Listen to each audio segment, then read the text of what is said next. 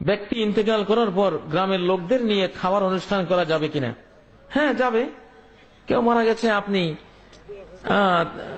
10-20 জন, 100 জন, 400 জন নিয়ে খাওয়াইলেন, অনুষ্ঠান করলেন, হ্যাঁ করতে পারেন। যদি আপনার নিয়ত থাকে কবরওয়ালা মানুষটার উপরে একটু আযাব হোক, আপনি যদি কবরওয়ালা মানুষটিকে আযাব দিতে চান, যে এই লোকটা এত সুখী থাকবে কেন কবরে, একটু গজব হোক, একটু আযাব, আগুন জ্বলুক তার কবরে, তাহলে তার নামে একটা 40 করে দেবেন, আগুন জ্বলা শুরু হয়ে যাবে।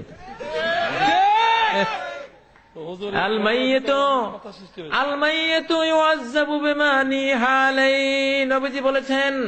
কাজী ইব্রাহিমের কথা নয়, কোন মৌলভী মুন্সির কথা নয়, সহিহ বুখারী জানাজা পর্বের হাদিস।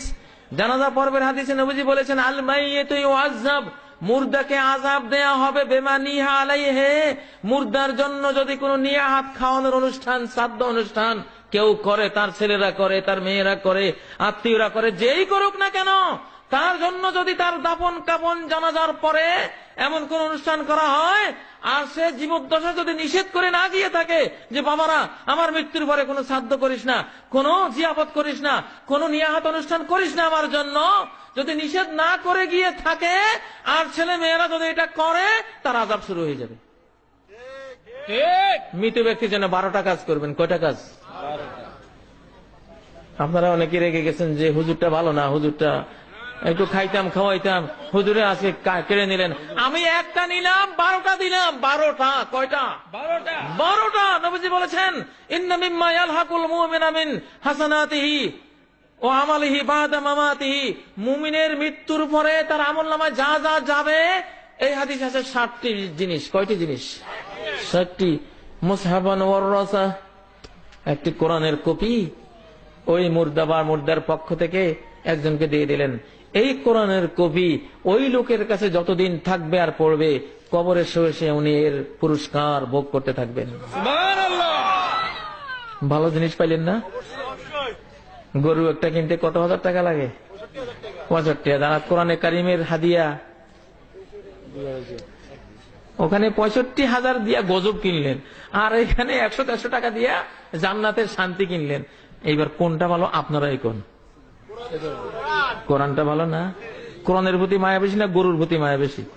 হ্যাঁ, গরু তো খাওয়া যায়, এই জন্য মায়া লাগে না, তাহলে কোরআন তো খাওয়া যায় না। আরে ভাই, কোরআনের খাওয়া যেদিন শুরু হবে সেদিন তো খাইয়া কুলাইতে না। আল্লাহু আকবার।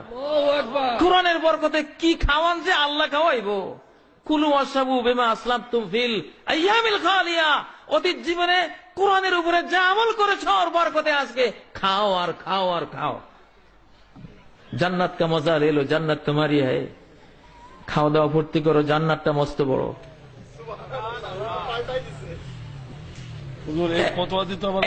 এক নম্বর, মাহফিলে কথা বলা ঠিক না।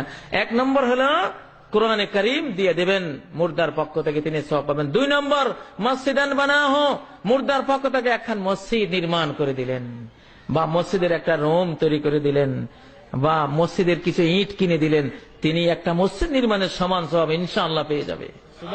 আপনার বাবা মা মসজিদ নির্মাণের সওয়াব কবরে শুয়ে ভোগ করবে। ওয়ালাদান সালেহান তারাকা, একজন সন্তান রেখে গেছেন ওই মুর্দা ব্যক্তি, আপনারা ওই সন্তানটিকে আলেম বানাই দিলেন টাকা খরচ করে।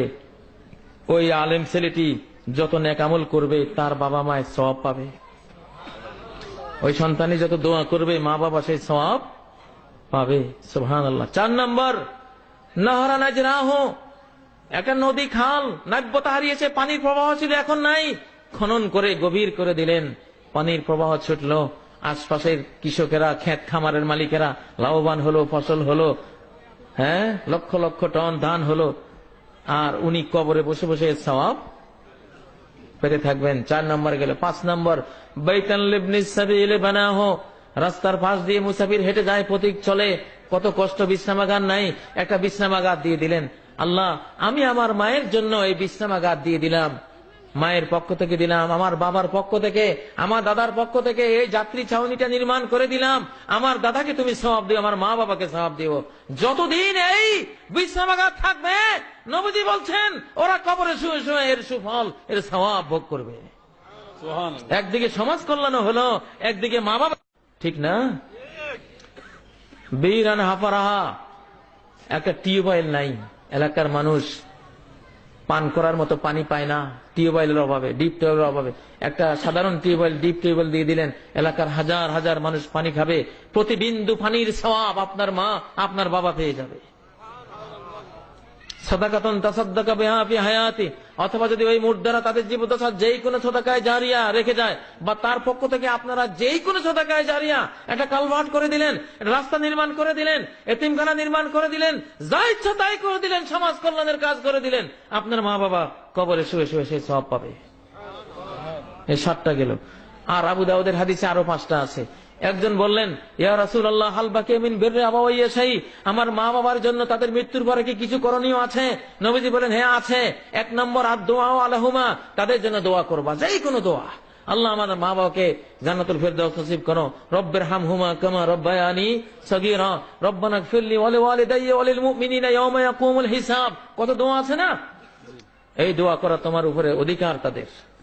2 নম্বর ইস্তিগফারু লাহুমা, তাদের জন্য আল্লাহর কাছে মাফ চাইবে, আল্লাহ আমার মা বাবাকে ক্ষমা করেন, মাফ করে দেন, আল্লাহ তাদের গুনাহ খাতা যা আছে সব নিচ্ছিন্ন করে দেন। এভাবে ইস্তিগফার করবা।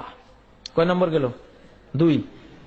3 নম্বর ওয়া ইনফাযু আহাদিহিমা মিন বাদিহিমা, মা বাবা জীবদ্দশায় যদি কাউকে কিছু দান করার প্রতিশ্রুতি দিয়ে থাকে, অঙ্গীকার করে থাকে, অথচ মরে গেছেন, দিয়ে যেতে পারেননি, আর তুমি সেটা দিয়ে দিলা, তাহলে সেই সওয়াবও তারা কবরে পেয়ে যাবে। 4 নম্বর সিলাতুর রাহিমিল্লাতী লা তুসালু ইল্লা বিহিমা, মায়ের দিক থেকে যত নানা গোষ্ঠীর আত্মীয়, বাবার দিক থেকে যত পিতা গোষ্ঠী, চাচা জ্যাঠা ইত্যাদি আত্মীয়, ব্লাড কানেক্টেড আপন জনেরা, এদেরকে যদি সেবা দাও, তাহলে তোমার মাও কবরে পাবে, বাবাও কবরে ওই সবটা পাবে। চাচা পিতৃ জ্যাঠা বেঁচে আছে, বাবা বেঁচে না, জ্যাঠাকে একটা জামা কিনে দিলা, বাবা পুরা সব পেয়ে যাবে। মায়ের বান্ধবীরা বেঁচে আছে, মায়ের বোন খালা বেঁচে আছে, মা নাই, খালাকে একটা শাড়ি কিনে দিলা, মা পুরা শাড়িটা সব পেয়ে যাবে। ওইদিকে খালাও খুশি, ওইদিকে মাও খুশি। আল্লাহু আকবার। এত সুন্দর জিনিস থাকতে মানুষ শুধু গরুর পিছনে ছুটছে। 5 নম্বর ওয়া ইকরামু সাদিকিহিমা, মায়ের বান্ধবীদের, বাপের বন্ধুদের যদি একরাম করো, আপ্যায়ন করো, হাদিয়া দাও, এই হাদিয়া, এই আপ্যায়ন, এই আতিথেয়তার পুরা সওয়াব আল্লাহ তোমার মাকে দিবেন, তোমার বাবাকে দিবেন। কারণ তারা বন্ধু হয়েছে, বান্ধবী হয়েছে মা বাবার কারণে, ঠিক নয় কি? এগুলি করবেন মুসলমান ভাই। এই 12টা কাজ করলে তারাও উপকৃত হবে, আপনারাও উপকৃত হবে।